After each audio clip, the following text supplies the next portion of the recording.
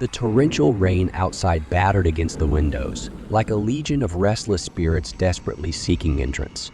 I could feel the wind howling with a mournful wail, as if the very air itself bore witness to an impending tragedy. Sitting in the dimly lit cottage, shadows flickering across my face, I couldn't shake off the sense of foreboding that settled in my chest like a lead weight. The fire in the fireplace crackled, its feeble light struggling against the oppressive darkness that loomed outside. The flames danced with an unnatural fervor, casting grotesque shapes on the walls, as though the storm's essence had seeped into the room. The warmth they provided offered little solace against the chill that clung to the air, a spectral presence, whispering secrets of long-forgotten nightmares. Wrapped in the tattered blanket, I felt a sense of dread creeping over me. The silence within the cottage was disturbed only by the symphony of raindrops tapping on the roof like bony fingers. It was a silence that felt alive, pregnant with unseen horrors, waiting to manifest in the corners of my fragile reality. Attempting to distract myself, I picked up the worn-out book from the dusty shelf. Its pages, yellowed with age, seemed to emit an unsettling odor, as if the words within held secrets too malevolent to be contained. The flickering fire cast grotesque shadows on the pages, twisting the innocent words into a dance of macabre poetry. As the storm outside reached a crescendo, the cottage seemed to sigh and groan in harmony with the wind. The wooden beams overhead creaked in discordant unison, their protestations adding to the sinister ambience. My eyes darted nervously around the room, searching for something that my instincts screamed was lurking just beyond my sight. The shadows on the walls seemed to pulse with a life of their own, contorting into shapes that defied the laws of nature. My breath caught as I thought I glimpsed a skeletal hand reaching out from the darkness, only to retreat when I blinked. I clutched the blanket tighter, a feeble shield against the encroaching malevolence that seemed to seep through the very walls.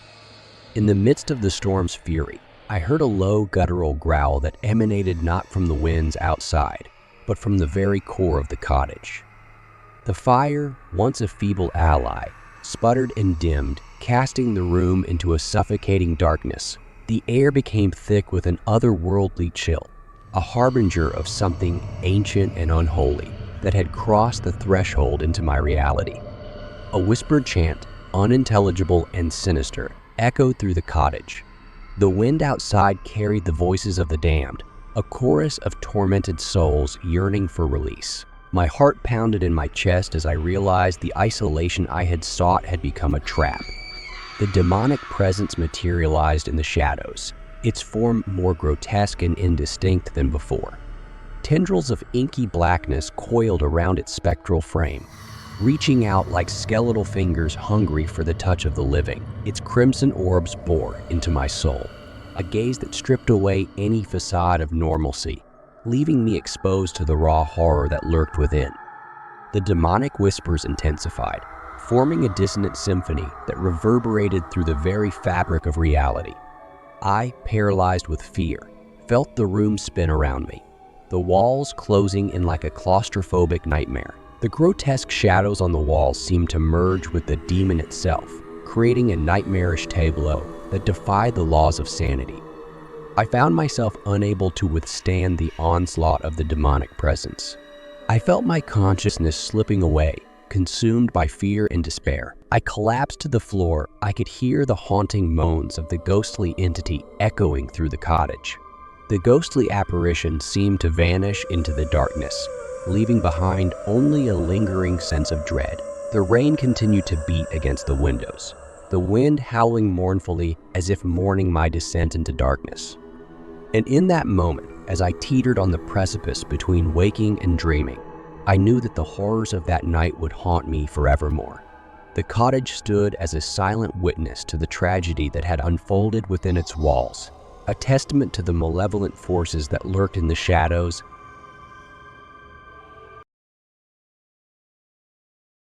In the dead of night, as rain pattered relentlessly against the window, I found myself engulfed in a dimly lit room, shrouded in shadows that seemed to dance eerily with every flicker of the fading light. An unsettling feeling crept over me, its icy fingers wrapping around my heart, as if warning of impending doom. Fear gnawed at the edges of my mind, urging me to seek distraction, to escape the palpable unease that hung heavy in the air, like a suffocating mist. Turning to the solace of a book, I hoped to drown out the whispers of doubt that echoed in the silence, to lose myself in the comforting embrace of words woven into tales of faraway lands and forgotten dreams. But even as I delved into the pages, a sense of restlessness gnawed at me, compelling me to seek refuge elsewhere, to explore the depths of the home that seemed to hold secrets in its very bones. With hesitant steps, I ventured into the darkness that stretched beyond the confines of the dimly lit room, my heart pounding in my chest like a drum heralding the approach of something unseen, something sinister lurking in the shadows. Each creak of the floorboards beneath my feet sent shivers down my spine, as if the house itself whispered warnings of the horrors that lay in wait. Ascending the staircase, the air grew heavy with anticipation, as if every step brought me closer to the heart of the darkness that permeated the ancient halls. And then, amidst the silence, I stumbled upon it. An old door, its weathered frame beckoning me with a promise of secrets long forgotten. Driven by a curiosity that bordered on madness, I reached out trembling fingers to grasp the tarnished handle, its chill biting into my skin like the icy touch of death itself. With a creak of protest, the door swung open, revealing a room frozen in time, its walls adorned with faded tapestries and dusty relics of a bygone era. But it was not the antiquated furnishings that sent a shiver down my spine, nor the musty scent of decay that hung heavy in the air. It was the whispers, soft and insidious, that seemed to emanate from the very walls themselves, their words twisted and distorted, like the anguished cries of lost souls. And then in the darkness, as if materializing from the very fabric of the shadows themselves, I saw it, a figure cloaked in tattered remnants of what once might have been a garment, its form shrouded in an ethereal haze that seemed to dance and ripple with every flicker of the dying light. With a gasp of horror, I stumbled backward, my mind unable to comprehend the twisted visage that loomed before me, a specter of death and despair incarnate. As the blood in my veins turned to ice, I could feel the tendrils of fear tightening their grip around my heart, threatening to suffocate me with their relentless embrace.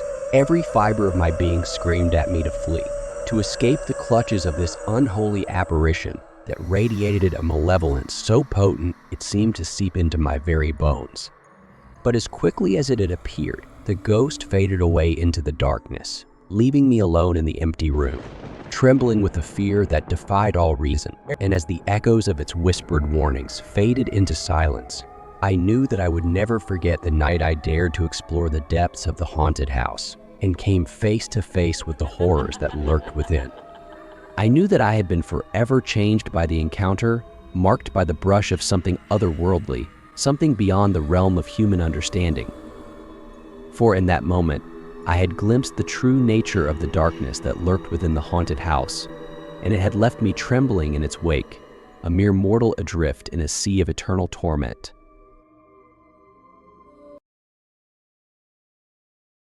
In the heart of a desolate countryside, surrounded by gnarled trees and overgrown shrubbery, stands an imposing manor.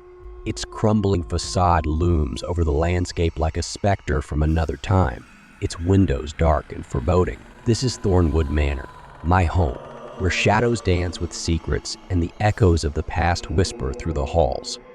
Within these decaying walls, I, Henry Blackwood, dwell. Solitude is my constant companion, my past a mystery even to myself. Yet I am drawn to the darkness that saturates the air, as if it were a part of me, calling me to unravel its enigmatic embrace. The scent of decay hangs heavy in the air, mingling with the echoes of forgotten laughter. But it is the basement that beckons me. I am drawn to the darkness like a moth to a flame. The whispers rise from the depths. With each creak of the stairs beneath my feet, I descend deeper into the abyss. The air grows thick with the scent of ancient earth, and my flashlight casts feeble beams into the shadows, revealing the relics of a forgotten past. As I wander deeper into the labyrinthine depths, I felt a sense of unease gnawing at my senses. Shadows danced at the edge of my vision, twisting and writhing like specters from beyond the grave. I brushed it off as mere imagination, the product of a weary mind seeking refuge from the terrors of the night. But then I heard it, the sound of whispers echoing in the darkness, faint yet unmistakable. My heart quickened, my pulse pounding in my ears as I strained to pierce the veil of shadows. I called out into the abyss, my voice swallowed by the oppressive silence. And then I saw them, figures shrouded in darkness, their forms twisted and contorted by the depths of despair. They moved with an otherworldly grace, their footsteps echoing like a funeral dirge in the stillness of the night. My breath caught in my throat, my mind reeling with disbelief. With trembling voice, I asked them, "Who are you?" The figures said nothing, their eyes empty sockets that seemed to pierce the darkness. They beckoned to me, their hands outstretched in silent invitation. I hesitated, my instincts warring with my curiosity. But the pull of the unknown was too strong to resist. With trembling steps, I approached the figures, my heart pounding in my chest. As I drew closer, I could see the faint outline of their features, faces twisted in agony, eyes hollow and empty. "Come," they whispered, their voices a chorus of despair. I followed them deeper into the darkness. "You have entered the realm of the forgotten," it whispered, its voice echoing through the void.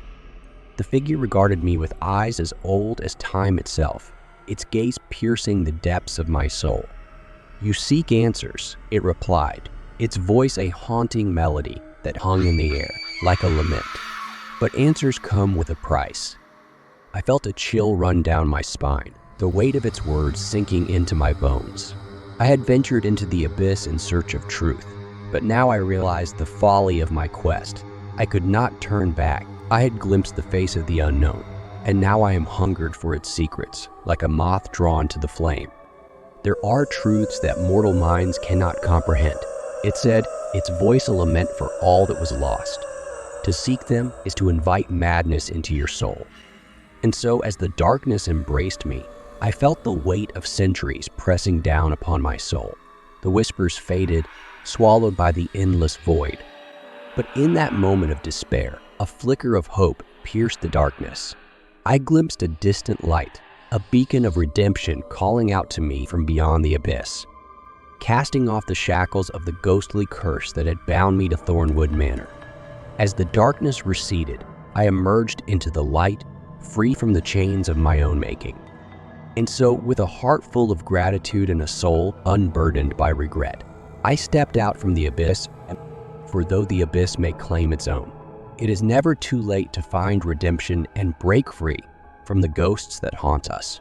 And so, with each step forward, I walked towards the dawn, leaving behind the darkness that had once consumed me and embracing the light that now guided my path.